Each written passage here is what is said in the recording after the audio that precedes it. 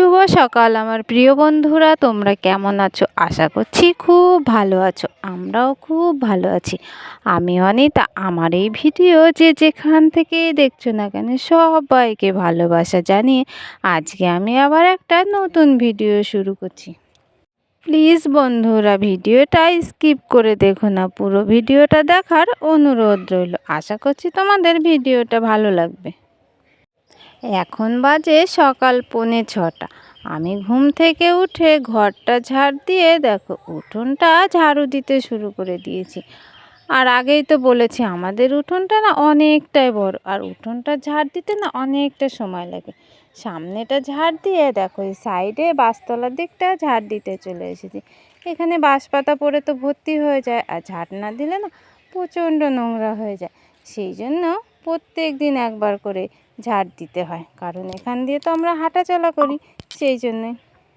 দেখো বন্ধুরা, তোমাদের সাথে গল্প করতে করতে আমার উঠোনটা ঝাড় দেওয়া হয়ে গেল। আর উঠোন ঝাড় দিতে দিতেই দেখো এক পাল হনুমান চলে এসেছে।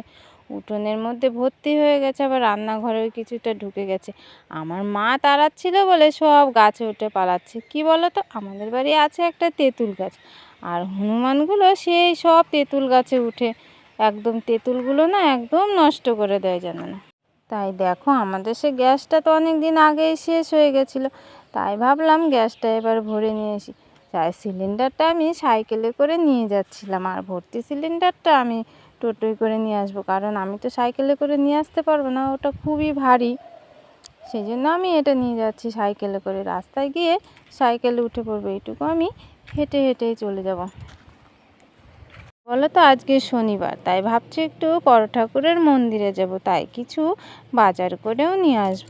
দেখো বন্ধুরা, এখন সন্ধে হয়ে গেছে, তাই আমি পুজো দিতে যাব মন্দিরে, তাই রেডি হয়ে গেছি সব কিছু নিয়ে।